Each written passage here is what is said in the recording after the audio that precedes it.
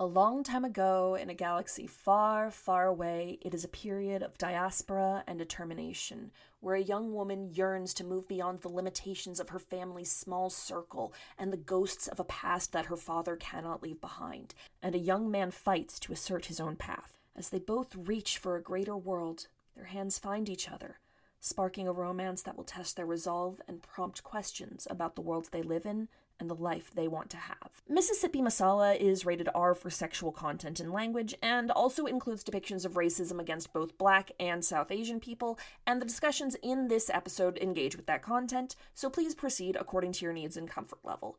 This podcast is for entertainment purposes only. The views expressed therein are solely those of the speakers and do not necessarily reflect the views of their employers.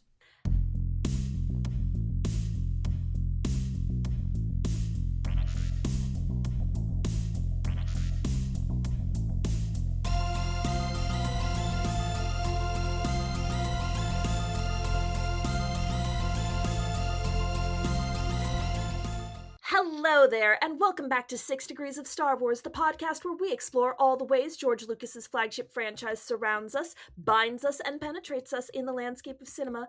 I'm your host, Sam Marchioni. Joining me today, Jasmine Garcia. I knew shit was gonna hit the fan the minute that one guy tried to say, yes, people of color need to stick together. It's just like, yeah, I wish. Gillian Quigley. Everyone's a little bit racist sometimes. Oh, no. Doesn't mean we go around committing hate crimes. No.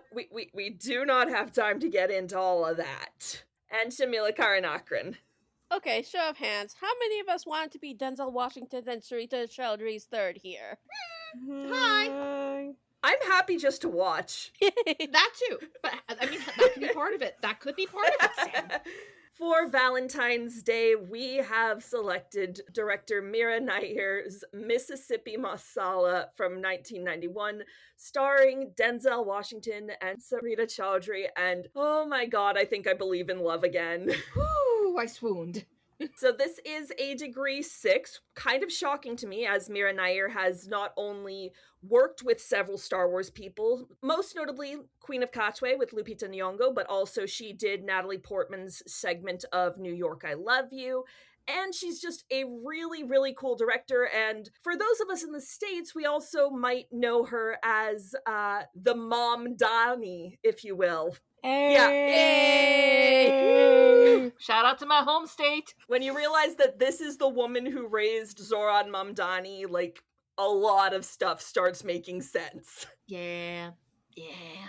But we're not here to talk about her son, we're here to talk about her and her movie. Good movie. Good movie. Not to tip my hand. Excellent movie, honestly. Very well shot. Gorgeous. Especially the Criterion version, because obviously this is a 90s movie, so obviously they had to do some restoration there. Yeah, we actually were able to find it streaming for free on YouTube in a couple of places, Yes. but I decided, you know what? No, I'm shelling out the money. I'm renting this and watching it in like HD, partially so I could see the Swahili dub, because that wasn't included on the YouTube sort of things. Some of the Swahili is subtitled, but also it's just so pretty. It's Mira so Nair knew how to make everybody look so pretty. Oh And my all god, of that and all crying the scene! landscapes. Mina in that crying scene, she knows how to do a crying scene. Like, she does that same sort of thing in, like, Kama Sutra, A Tale of Love. I wrote this in my letterbox review. Shame on me for sleeping on all this stuff. Some people I saw, like, reviewing this were like, yeah, this isn't Mira Nair's best work. And I'm like, so what's her best work like? How much is it going to blow my mind? Clearly, we need to get on this. Yeah, partially our failure, partially a societal failure, but oh my god, Mira Nair. Yeah, like, she's more famous in Canada than her son, especially, like, in the South Asian art circles. She's often mentioned alongside another female director, Deepa Mehta. You might know her best for her Elements trilogy. Elements... Fire, earth, and water. Like, fire is like this little independent queer film with Desi women. Nice. Interesting. Unfortunately, never heard of it. Oh, we gotta check it out. Like, it's already on the list in the archives. Hell yeah, good. Of course it is. The world works fast, Shami works faster. And we love- Truly, what would we do without you? This is technically like the only other film, like Mira Nair's films I've seen in full is Monsoon Wedding, but I've seen little bits of Kama Sutra: A Tale of Love. Like you can tell just from those films alone that she has a very strong sense of aesthetic. Yeah, and she also has a really good grasp of intimacy. Like, she was going in on the emotion in a way I don't think a lot of directors are able to do, especially today. Oh no, this is going to be one of those times when the movie is so good, we're just like, we don't know how to talk about this. Like Movie we can good. Movie yeah, but we good. can technically go through my notes. At least we'll have material there if we need Yeah, to. Oh, yeah. I got took notes too. but we should probably like tell the good people in 6 Degrees of Star Wars land what this is even about. Yeah. Yeah. Okay, so we do have to also do like a little real world history. Yes. So readers, I had to Google. yeah, in 1971, the country of Uganda was under the rulership of Idi Amin, who, plainly put, was a dictator. He openly admired Hitler, and one of the things that he did as part of his regime was to say that Uganda was Africa and therefore it was for Black Africans, and facilitated a mass exodus of people who had been living in Uganda, some of them for generations, majority of them of Asian descent, mainly South Asian, and they just had to leave. And that doesn't feel at all relevant in the year of our hellscape 2026. I hate it. Can we stop doing this, please, humanity? Is that so much to ask? Can we stop doing this? So a lot of this film is about diaspora. We are specifically following a little girl named Mina, not to be confused with the director, Mira. Mina and her parents, Jay and Kinu, left Uganda and bounced over the world for a little bit before coming to Greenwood, Mississippi.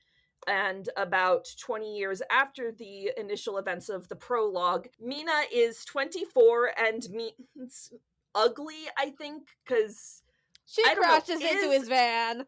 Yeah, it's a car accident. That's not a terribly cute meet there. Yeah, it doesn't help that Kido was like backseat driving, and Mina looked back at her when they I don't think that was Kinu. I think that was her auntie.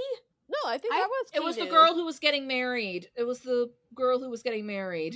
Well, whatever the reason, somebody was backseat driving. Mina got distracted and accidentally rear-ended Demetrius, played by Denzel Washington. Oh, Denzel. Wait, was this was pretty much a do? Yeah. It was pretty much a do, yes. Pretty much a do. He was, I think it might have even been like pre or at least very close to Malcolm X.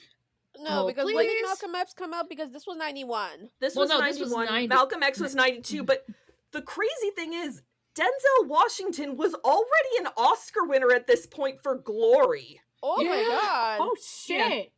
He No, won this- Best Supporting Actor in 1989 for a Civil War drama called Glory. Ah. Like, this man has always just been doing banger after banger. Very few misses in this man's career. And in contrast, this was actually Sarita Choudhury's film debut. She's doing pretty good in the film, yeah. Yeah. Shame that she did not have the scope of career that Denzel Washington did, but, you know, looking at her career, she's clearly been working for a very long time, and good on her. I remember seeing her in The Green Knight, and I really liked her there. Yeah. Yeah, she's currently on Fallout. She plays Moldovar. Oh, nice. Oh, I gotta get around to that. Yeah, I gotta catch up on it. Don't feel bad.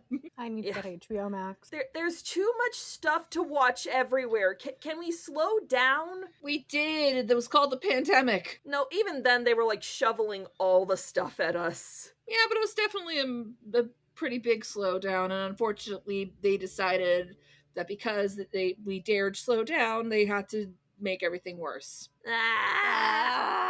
But anyway, the two of them, like, they meet up again. Both of their parents are, like, trying to meddle in their love lives for different reasons, and like they meet up again and they fall in love, and then everybody has to be racist about it for different reasons until to Demetrius's family's credit, they were actually pretty welcoming until it was only when the idiots barged into the hotel room. Fucking Anil, mind your business. Yeah. You fucking asshole. Yeah, I will concede most of this is fucking Anil's fault, but Tyrone, what the fuck, my dude? I know, Tyrone. There's just a lot of petty squabbles. Anyway, racism gonna racism. It goes all over the gossip tree until Mina and Demetrius are like, okay, fuck it, we're out, because our lives have kind of literally been ruined, and why would we stay here?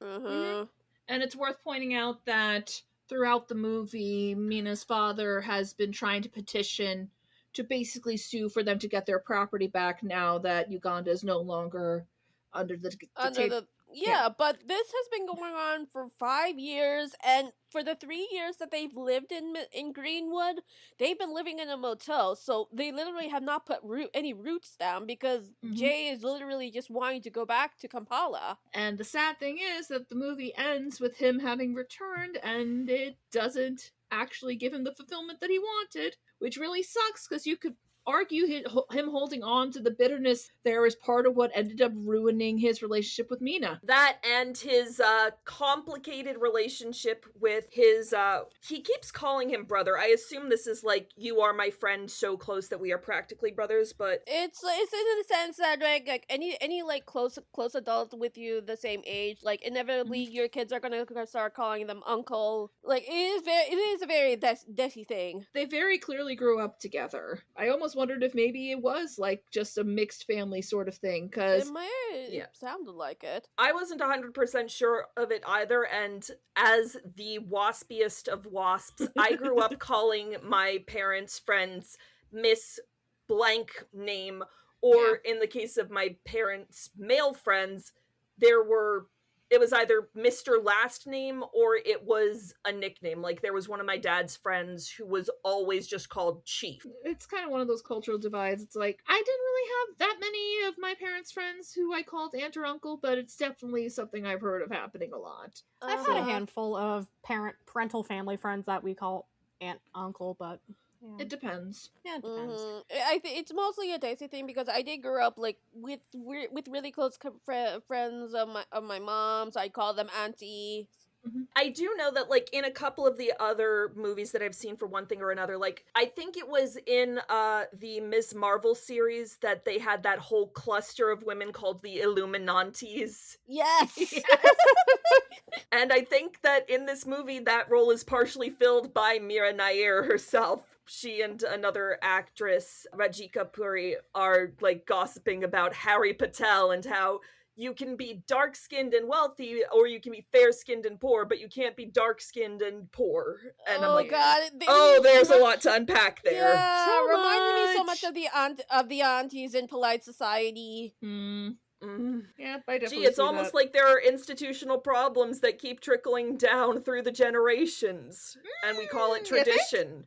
But the thing with tradition, you pick the parts that work for you, you leave the parts that don't work for you on your plate. Otherwise, you never eat. Gee, it's almost like that was exactly what was explicitly said during one of Demetrius's and Mina's dates. Funny that. Yeah, this movie has a lot to say about a lot of things, and it should be said, and it really, really sucks that 35 years later it's still relevant. Can we just, like, get out of the way? Because I remember, not to jump, like, all the way to the end, but there's this huge, like, dramatic speech that Mina's father, Jay, is giving about how the world is hard, and he tried to change it too fast, and he got hurt, and he doesn't want that for Mina, so, like, he thinks that she should step back and not try to be in a beautiful interracial relationship with Denzel Washington in his prime. Like, my dude, do you hear yourself? Wait, where? I had it in my notes here. Where was it? This is what Mira Nair found when she was doing research for this film. Ugandan-born Indians often align themselves to more white people, especially due to the worse treatment that Black Ugandans were subjected to. It kind of reminds me of how in passing, like, Irene isn't necessarily passing for white, she's specifically trying to pass for non-Black. And then we get that scene where Jay is telling Demetrius, Mina is my only child. I don't want her to go through the same struggle as I did. Struggle? Look, I'm a black man born and raised in Mississippi. Ain't a damn thing you can tell me about struggle. What do you know about my... No, I know. I know you and your folks can come down here from God knows where and be about as black as the ace of spades, and as soon as you get here, you start acting white and treating us like we your doormats. I know that you and your daughter ain't but a few shades from this right here. That I know. It's such a shame, too, because, like, for the, first half of this movie, I was just so caught up in the euphoria of their young love and what banger chemistry they have and all of the much nicer, homey vibes, the feeling of home that Mina talks about. Like, oh my god, their kissing scene. Like, I love how they start out and they're, like, kind of awkward about it, and then gradually they get more comfortable with each other, and it just becomes the hottest thing ever. It is so organic and tender. And, like, the phone call scene, yes! or, like, the scene of them on that ride where they're talking about all the places that they want to go together. Like, I was so caught up in the euphoria of their young love that I forgot that racism existed. The point is, if you keep saying, like, well, I don't want you to go through the pain that I did, so don't address the problem, that's how the problem keeps not going away! It's not dissimilar to how so many parents are, like, not nice to their gay kids, in part because they're afraid of the homophobia they'll deal with. It's like, you're being part of the problem there, dummy! And it doesn't seem like Mina has really much support, and, like, she does not fit in with, like, that insular community. Like, the community that she has is, like, confined within that hotel. Because, like, the residents and, like, the people who work there are pretty much her circle. They're very much expecting her to be a proper young lady, whatever the fuck that means. That is peak child of immigrants experience. Yep. Also, like, most of them are related to her in some way, which adds in an extra level of thing. And I also just want to take this moment to insert Francesca Ramsey doing some rendition of I never thought the leopards would eat my face. No, I never thought the leopards would eat my face. Yeah, kind of, but yeah, this is one of those movies that addresses the rarely addressed problem that it's like, it's not just the white people who are anti-black. Yeah, it is really prevalent in, like, South Asian communities too. Like, even within India alone, there's, like, the promise of fairness and, like, people, like, literally lightening themselves because they don't want to appear so dark. And it completely ignoring the fact that because of colonialism and slavery, there are black people everywhere in Asia. All parts of it. And as someone from an Afro-Dominican family, I can tell you there's been some experiences for some of my family members with darker skin that have really scarred them. It's fucked up. Again, that's why I was immediately suspicious as soon as that scene came up where that one guy was like, hey, us people of color have to stick together. And then wouldn't you know it, as soon as it gets heated, he just completely ignores Tyrone. Tyrone has, like, this weird fetish thing around Mina. It's so weird for most of the movie. I was so uncomfortable, but he is at least marginally better than what I think of Harry, because he shows 100%. Such disdain towards Demetrius and Mina's black friends, and then we see him listening to one of those self-made millionaire, white boy millionaire videos. I just went skeevy. We learned this from Polite Society. Do not trust a Daisy mama's boy, and do not trust the boy moms. Honestly, I was a little disappointed because initially when Harry was introduced, I kind of liked him, and I'm like, you know, if it weren't for the fact that Denzel is in this movie, maybe I'd be okay with it. And then he started being a little brat about, like, Mina hanging out with black people. I'm like, okay, throw the whole man out. Yep. Just go home. Was there ever any explanation for why Demetrius's ex-girlfriend calls him Rabbit. Did I miss that? Or is she just being, like, weird? It's not explained. Like, a lot of, like, backstory is kind of not explained in Demetrius' sense, other than the fact that, like, he stayed behind, he didn't go to college because, his mom had died and he wanted to look after his father. And his brother's kind of the worst.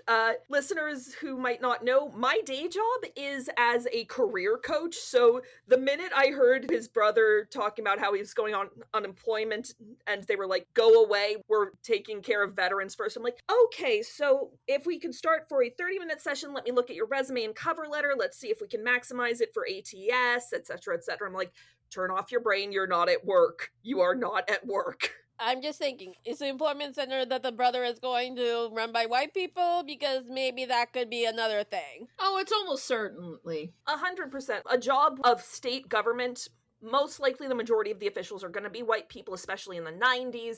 We also see, like, with the bank scene later on. Oh, the bank. I worked hard for all the money I have. What do you think he's doing, motherfucker? He's been working hard. It's just that his reputation has been fucked up because, again, O'Neill didn't want to mind his business and got him arrested. Yeah, he got racially profiled. And that was... Yeah, and that one cop was saying he was gonna get Mina for whoring. I'm like, what? What? They were doing this behind closed doors. It was literally no one's business until they made it their business by going behind closed doors. It's just like, it just drove me nuts because Yeah. it's like, no, neither of them did anything wrong. Both are consenting adults. Fuck off. And I know the motel walls are thin, but they're not that thin. Also, like, everything Anil was doing, trespassing / breaking and entering, aggravated assault, he was the one who jumped on Demetrius. yeah, Pete definitely deserved to be sued. But of course, the person with the darkest skin is the one who got blamed. Unfortunate. The one person who I will say is a real one in all of this, Aunt Rose. Yes. Yeah. Aunt Rose, like I established right away, she is not afraid to speak her mind, and it shows throughout the whole movie. She's the only one willing to call everyone out for being stupid. She's just fun. Like, I can understand if people were watching it and they were like, well, this kind of trends into sassy black lady territory, but, like, it doesn't feel like it's a bad stereotype in this situation because it's so, like, clearly entrenched in community, and, like, this is a woman who's kind of assumed the authority of the matriarch in the absence of the mother, and, the people she has to be around, like, I get it. Yeah. You do not survive in a sausage fest like that if you do not know how to hold your own. Because while Demetrius is kind of irrationally the perfect man, like, everybody else in that house has some kind of issue. Which, again, it's a shame because, like, that time when Demetrius invites Mina to have dinner with his family, that whole scene was just really sweet, man. And then we see her in the kitchen, like, helping Aunt Rose with the cooking. It's like... that, like, the kitchen is like the hub of the family there. It's like, so ready to be accepted as one of them. It's just, damn, man. She could have taught them about Masala. Yes! Also, Mix Masala, I think, would be a great name for a non-binary drag artist who is South Asian. Yeah. Oh, yeah. But also, I really want chicken tikka masala now. I know, right? Yeah. I'm hungry. Definitely would have been kind of fun to see a little bit more cooking scenes from both. Yeah, I mean, literally, families. masala is like the spice mix that, like, it's really prevalent in South Asian households, like. Even if we don't have like a dubby or like those little silver containers where you put all the spices in and where different ratios can turn into different recipes, I feel like they could have leaned into that a little bit. That could have been a fun visual metaphor. Part of the problem with that, I think, comes from the fact that they're living in a motel, and motels are not exactly well known for having kitchens. Exactly. Sad but true. Because yeah, Jay, he's just focused on going back to Kampala. That he doesn't really like think what it means for his reputation, because, like, how do I explain this? He's not really rooted in the community that he's already in. He's so focused on what he wants that he's lost sight of what he had. And it doesn't matter. It's like, I attributed this to, like, he has been displaced time and time again. Like, we do learn from Mina that her grandfather was brought over by the British to Kampala to build railways, and yeah, they were part of the diaspora that were brought to Uganda during British colonial rule. And when you're far from home, you kind of try to find the things that remind you of it. With my mom, that form of connection was always through food. But the thing is, the ingredients are never going to be the same because the country either doesn't have the conditions to grow them or importing them isn't profitable. The way that it's prepared is never going to be the same because the equipment isn't easy to get or the regulations get in the way of how you would usually cook something like that at home. There's always going to be something that's missing. And well, that inability to accept that he's here to stay and accepting Mina's relationship with Demetrius, it's ultimately what kind of what drives Mina away. And well, considering what I learned about Mira's real life father, the parallels are kind of undeniable. And then when Jay go back to Kampala, he's like displaced once again because the home he's left behind has long changed in his absence. Like, you can never go home again because what you remember as home no only exists in your memories, and what you saw as home also no longer recognizes you because you've changed as well. That's amazing. That is really, really cool. So yeah, I understand where Jay is coming from, but because he's stuck, because he's refusing to change, to adapt, that's why he ends up losing so much, especially with his relationship with Okello. Like, he did not say goodbye to him when he left.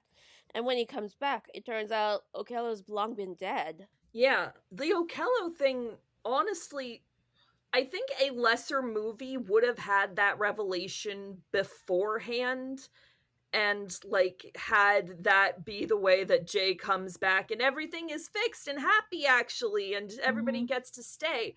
But instead, like, it runs in tandem with Mina and Demetrius going off together, and Jay comes back to Kampala and finds out, Okello got disappeared right after he left, and we also have seen through flashbacks that Okello paid a whole lot of money to get Jay out of jail. Like, that man was doing everything he could to save his brother, and Jay spent the last 20 years hating him. Oh god. And then, like, it's telling that Mina is the one telling her, like, I might have been a child when this happened, but I remembered his love for you. He was so concerned. Like, yes, he said that Africa was for Africans, but that's not because he believed it. It's because he saw the writing on the wall. And Jay was being too stubborn to accept it, unfortunately. Yes, and because Jay was being too stubborn to accept it, he also put Kino and Mina in danger with that interview. It kind of really established that Jay spends a lot of the time thinking about himself. Oh my god, that scene in the prologue when they're on the bus and they get stopped by the soldiers, and the soldiers take Kino out of the bus, who has done nothing wrong, and they're just humiliating her in the rain, making her take out her clothes and her record players, and everybody just has to, like, sit and watch that happen. Ugh. I do not fault anybody in the year of our hellscape 2026 who feels that they need to get out of the United States because they fear for their lives. I also sympathize and agree with those who say, this is my home, I am not going to be driven out by a hateful, bigoted baby man. No, fuck, yeah, like, on my end, it's just like, no, that's giving them exactly what they want. Why would I want to do that unless I absolutely had to? And both choices are valid. It's really up to the person what they decide they want to do, but it sucks that they have to choose. Or even in this situation. It kind of ties into it, remembering back to when we did In the Heights, how you assert your dignity. Because there is something to building a community, and there is something to preserving that community. Like, the reason that the Indian community that exists in Greenwood has any kind of power and they feel like they can act white is because they have this well-established consolidated network, and there hasn't been the same level of institutional entrenchment of practices to keep them down in the same way that there have been for Black people in America. Mm-hmm. Which is not to say that racism does not still exist for Asians, because it absolutely does, and South Asians are included within that, but it is a different way that things are approached. Yeah, and you can put like in Dear White People, where Tessa Thompson's character says black people cannot be racist because we are at the bottom of this institution. We can be prejudiced, but we can't be racist. Even like there's this one joke with a couple of white people, and props to the production designers for like, yeah, let's just put a Confederate flag in the background to give exactly what these people are like, clearly communicated.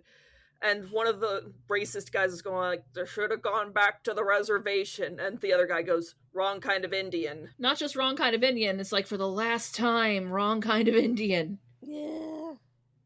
So this is like a frequent problem, apparently. Like, Dad, I've told you 1,000 times, you have to be racist accurately.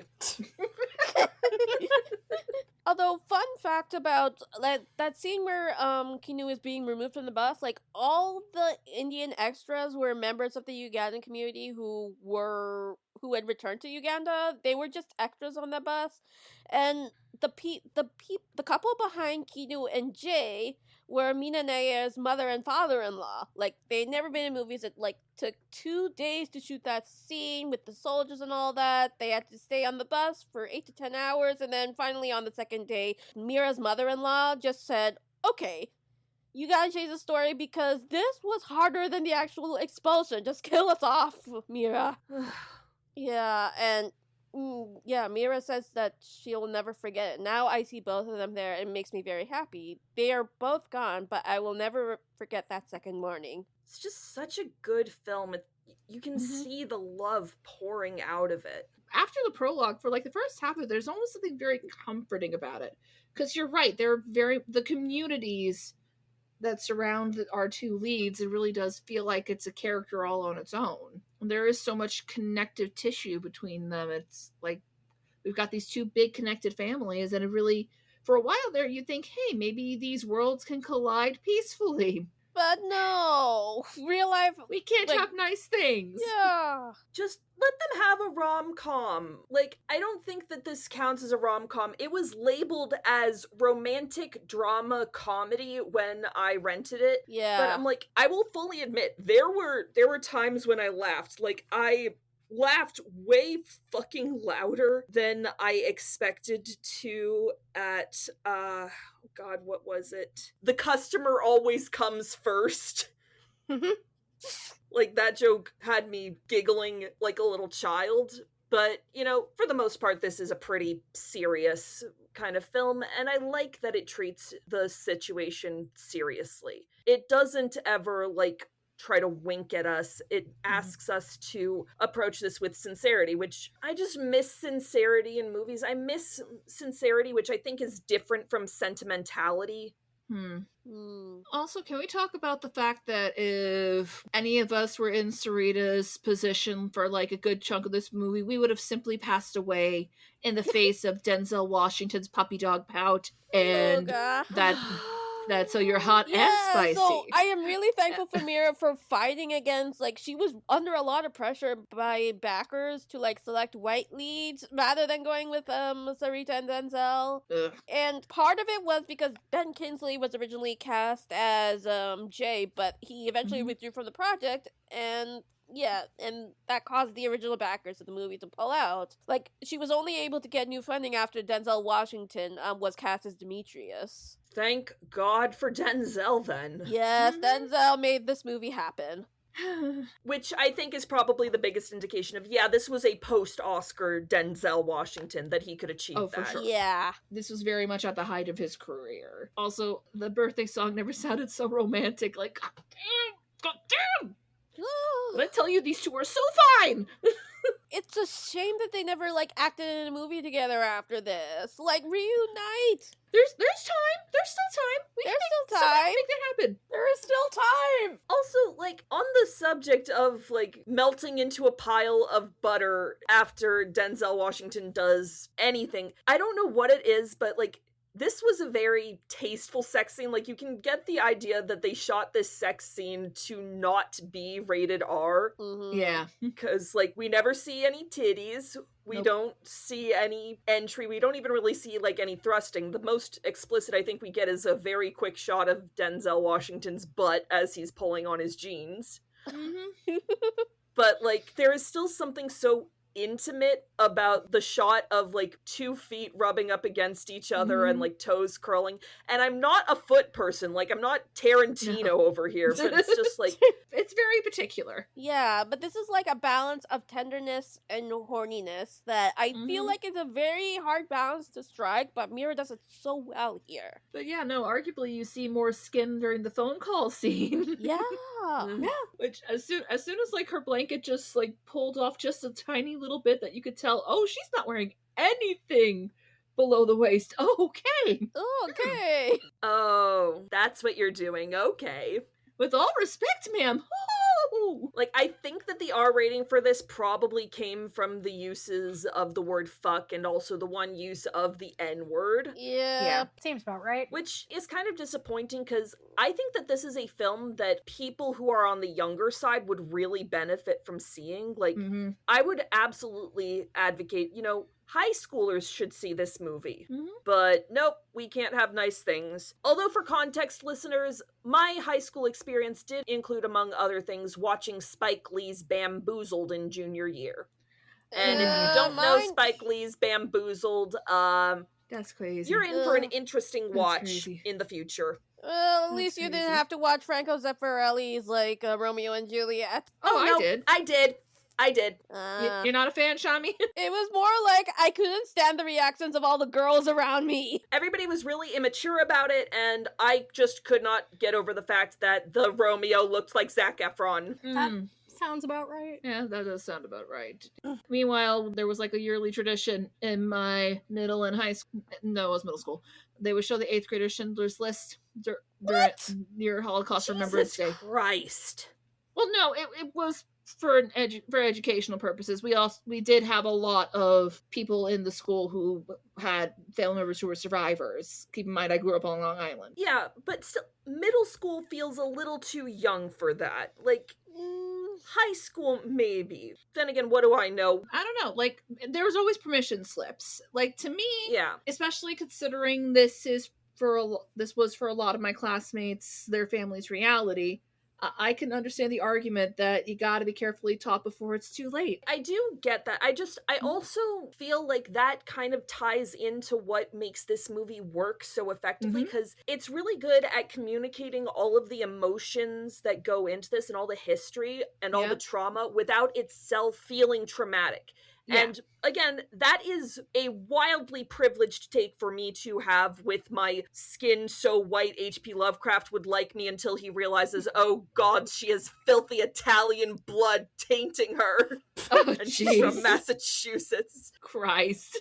But, like, obviously I can't speak for anybody who was a Ugandan Indian who endured this disaster. I'm sure for a lot of people, the bus scene does bring up a lot of really bad memories, but I feel like this movie makes a lot of it accessible in a way without feeling overwhelming, if that makes sense. No, definitely. And I think there's very much a place for that, too, to make its point without necessarily lingering on all of the destruction and death that came from it. I do agree with that. It does help that she did a lot of research before this. Like, she went to Kampala, Uganda. Like, she met with Indo-Ugandan political scientist Mahmoud Mamani, and she interviewed him after having read his book From Citizen to Refugee about the expulsion of Asians during this time period. And if that name sounds familiar, they did marry in 1991, and their son was born in Kampala in the same year. Wonder what happened to him, though. Crazy that this movie gave us the mayor of New York City. Insane. It's also crazy now to look at Letterboxd and how many people are in some way invoking Zoran Mamdani. Yes. And it's like, I don't know if this is feminist or anti-feminist, because, like, Zoran Mamdani has gone on record several times being like, I owe so much to my mother. She taught me how to communicate and being a storyteller, and he clearly loves his mom a lot. Aww. And cannot fault him for that. But it's also like, I saw people in YouTube comments on the movie like, are you here because you actually know who Mira Nair is, or did you come here because of Zoran Mamdani? So, like, even when I was putting this up in the Discord, I always made the joke of like, this is Zoran Mamdani's mom. I'm part of the problem. I will concede. No, I think this is mostly like a States thing because, like I said, in Canada, Mira Nair is more famous than her son. I do not advocate for gatekeeping, but so does Zoran. Like, getting into Mira Nair because of Zoran is a fair entry point. I say this as someone who only got into Mira Nair because of clicking a reaction on a poll. If this makes her more famous, if this gets this clearly brilliant director more attention, then fine. Yeah. Then it's a net positive. Yeah. It doesn't, I've always been of the impression, and I've said this multiple times on IER, I don't really care how somebody comes to know about a work of art. All I care is that you got to know it and are engaging with it intelligently. Yeah, that's fair. And, in that same respect, I'm going to quote from an interview that Mira Nair did with RogerEbert.com back in 2022 when Mississippi Masala was added to the Criterion Collection. She was asked, are there any other women directors you think film goers should seek out or that maybe they have not heard of, whose work you think they should get to know? She said, so many I would recommend from India, a wonderful woman filmmaker named Zoya Akhtar, a fantastic filmmaker. Gully Boy is one of her great films. I would, of course, recommend Lucrezia Martel, who's just a genius, and somebody that you won't see that easily unless you look for her. The worlds that she seeks are amazing. Lynn Ramsey is a big inspiration for me, as well as Jane Campion. Jane's a friend, and she's given us so much of her idiosyncrasy and her skill and her beauty. Going further down, Maya Deren's Meshes of the Afternoon, Julie Dash's Daughters of the Dust, and the thing that she says that I really want to advocate with is that they are so powerful and personally themselves in what they seek to do that it gives us all courage.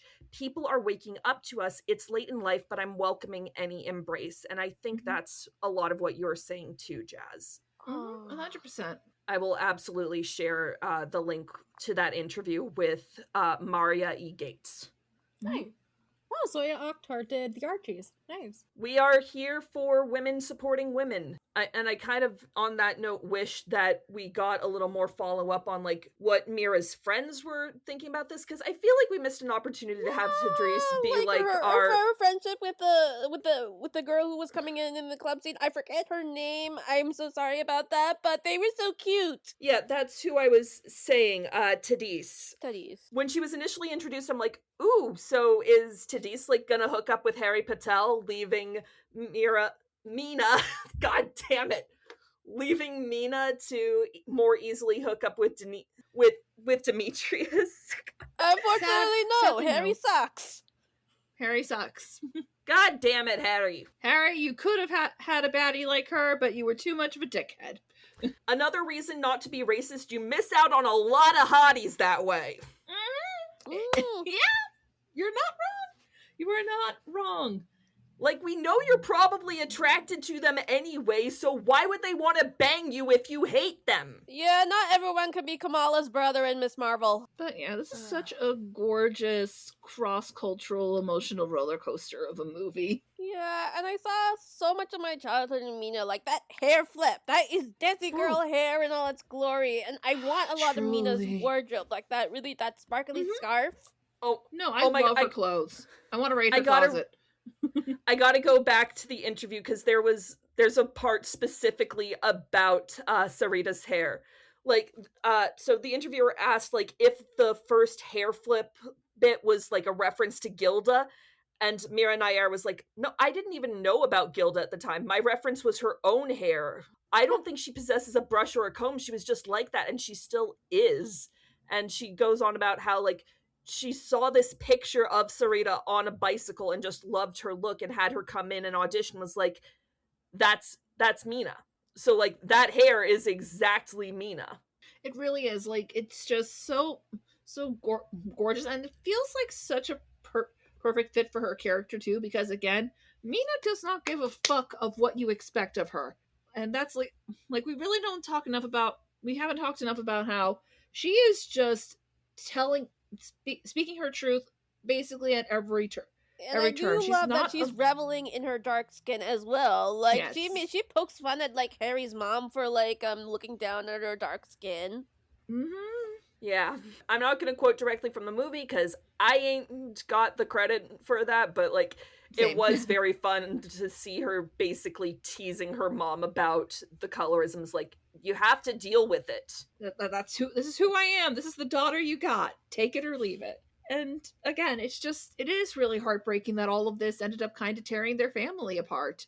Like, we don't know what happens once the credits roll. We just know that Jay has decided that he probably will be returning to the States so he could be with his wife. And we do get to see what appears to be a very wedding-y post-credits stuff between Demetrius and Mina. Everybody deserves a kiss like that. Everybody deserves a spinning circle kiss in a cotton field or some other kind of field of plants where it's just the two of you so hopelessly swept up in love with each other. Yeah. So I kind of see Jay holding the black child at the end as a kind of a hopeful note. It may be years before Mina decides to reconnect with him, if ever, but it's kind of akin to him, like, holding his grandchild and accepting Mina's choices. That's what I really was thinking, that was kind of what it was trying to represent. Like, I'd like to think that that'll happen eventually, but, you know, that's not something we get to see in this movie. It's a good first step to a possible unlearning of prejudices and biases. And getting over yourself, like, every other black person is not responsible for your trauma, Jay. Yep. It's okay to go to therapy, Jay. I'm not gonna fault anybody who makes them, but we gotta do something other than generational trauma movies for Asian people at some point. Y'all have a much bigger tapestry to mine. Yep. But, like, if you've got generational trauma to process in a film, I am not gonna stop you, because a lot of those end up being bangers. Mm-hmm. Because that's just the thing. This world has always been kind of fucked up, and none of our ancestors processed it properly. That's for goddamn sure. So, of course, we are among the first generations that are really processing it properly, I think. And that's why we're hopeful for the generation that we are to unlearn what our ancestors did and embrace the new and stop perpetuating it, stopping the cycle before it continues. Please. Please. Please. Please. I feel like I just need to play Sabrina Carpenter now. There was one other thing that I need to check and, like, make sure that this isn't face blindness. Did Dexter's actor, Tico Wells, did he look like Chadwick Boseman to you guys too? Demetrius's brother. Yeah, I'm trying to figure out because the Chadwick I know had a beard, but like not quite. I understand. I understand where you're coming from, but not quite to me. The features are a little bit different, like especially the nose and the chin, and the way his head's shaped. Kind of. Maybe if his head was shaped a little bit more like Chadwick's, I could see it, but not. It was more oval. It's a little too round at the top. I don't know what it was. There was just, maybe it was the energy. There was something about, like, this feels like a Chadwick Boseman performance somehow. I can see how you got from A to B. Yeah. That I could see, maybe. I could see that. There's this one specific screenshot. I'll put it in the Discord chat real quick for you guys to see. Like, it's something about how he smiles, and I'm like, that is a Chadwick Boseman smile. Oh, okay. That I will grant you. That I will very much grant you. Maybe it's also just that I miss Chadwick Boseman, and I would have really loved for him to get his own Mississippi Masala. Oh, would have been nice, but alas. Michael B. Jordan, it's not too late. Wait, can Sinners kind of count? Kind of? On a technicality? I mean, I think a sequel with Stack and Mary to talk about like it a Mary's bit more. actress is technically a quarter Filipino. Yep, quarter Filipino, quarter black. It's like the whole thing. And it's also in Mississippi. And yeah, and the epilogue does take place in around the 90s. Yeah. So, crossover! Yeah, not everything needs to be a sequel, but I think it is always an indication of how good a movie is when you're like, well, I want to see more of these characters. And if that means, Demetrius and Mina meet up with two very attractive vampires in Chicago who are like, hey, want to keep the party going? I want the fanfiction on my desk by Monday. Please, please, please. Somebody write this for me. I'm just like, Zach and Mary would absolutely be rooting for Mina and Demetrius. Yeah. They saw interracial marriage get. Yeah. They saw it get legalized. They lived through it being legal. Yeah, they did. Yes. They did. See, that's the kind of thing I want more vampire stories to address. It's just like, a lot of humans do suck, but a lot of humans are awesome. And you get to see all that. You get to live so much life. I don't know. And you get to see yourself in so many people, and you can see them grow and change. Any final thoughts? I'll give mine to start. Fuck Anil. Fuck Anil. All my Fuck homies hate Anil. Also, fuck Harry. You everything. did this to yourself, motherfucker. You should be getting sued for so much more. Loved seeing the Piggly Wiggly chatter. Why did they need all that milk again? Or was I just It was for the It was wedding. for the wedding. Ah, sweet. Okay, sweet. It's like a Hindu wedding tradition, I guess. Yeah. Yeah, that was a lot of milk, and I'm just crying thinking about how much that must have cost, even in, 90s money. Even in, 1990s money. Like, oh god, with the price When of money milk used right to mean now. something. Ah. Also, that one letterboxd user was incorrect. There were, in fact, colonizers in sight. Yep. Yeah. And in the background, too. We always blame the British for this. Just because the colonialism isn't actively being perpetuated by a white person on screen every single second doesn't mean the perpetual hand of colonialism isn't hovering in the background. But again, I guess much like me, they were so wrapped up in the euphoria of their beautiful romance that they forgot racism existed in this movie. Yeah, and I think there should be a place for that. There should be black and brown joy allowed to exist without white people reminding everybody of how much we fucking suck. That'd be nice. That'd be very nice. nice. Happy Black History Month, everybody. Woo. Woo. Ooh. Well, since I bummed everybody out, it's time to ask, is the Force with it? Oh, fuck yeah. Yes. Yeah, the Force is with it for a lot of reasons, but the top three are this being Sarita Choudhury's film debut, being one of the earliest examples of an interracial couple without white people in Western film, and the making of this led to Zoran Madmani being born the same year it was released. And becoming mayor of New York and hopefully fixing some shit. Hey! We can hope. We also will not put everything on him. It also has to be a collective action because, Yes. we fix this together. Yes. Hell yeah. However much the whole we all have to stick together, united we stand, divided we fall thing was foreshadowing about how coalition politics starts coming in, there is some truth to it.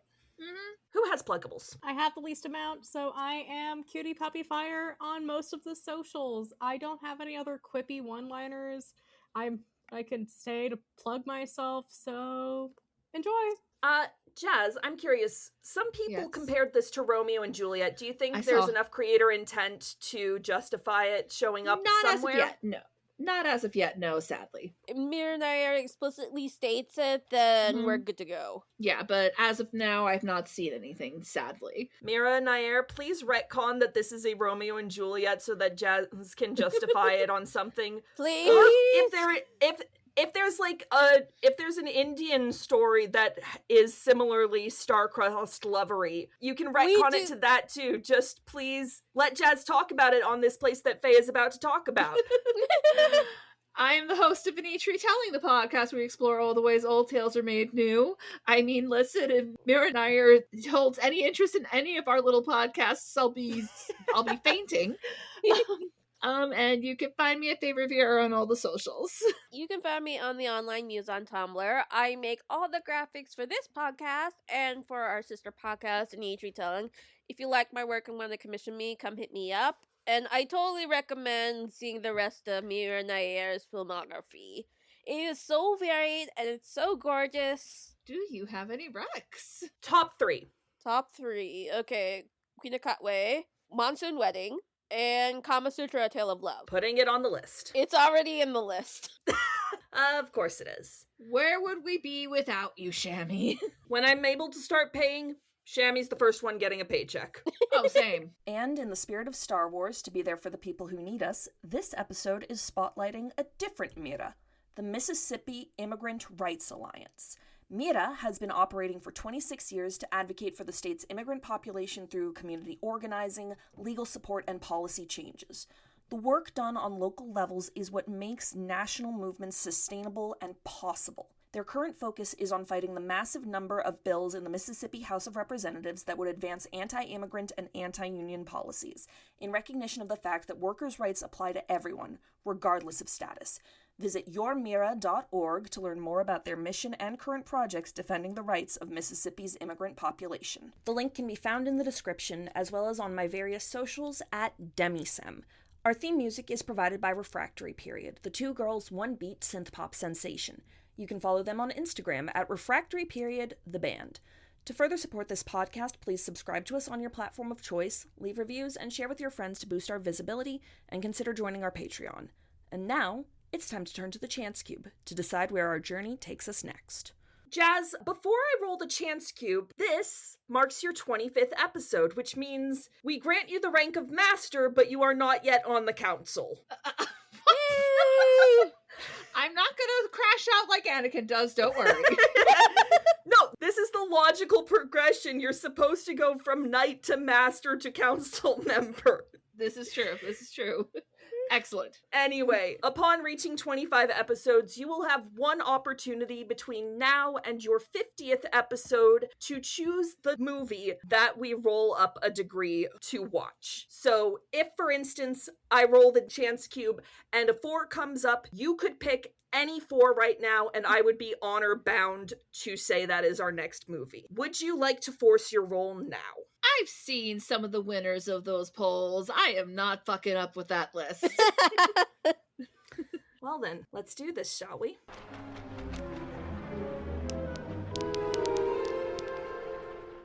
It's a 3. That's a 3. Oh my god, we foreshadowed it again! Oh god. It's a 3. So, Jazz was right, we foreshadowed it. Next time, we're talking Sinners.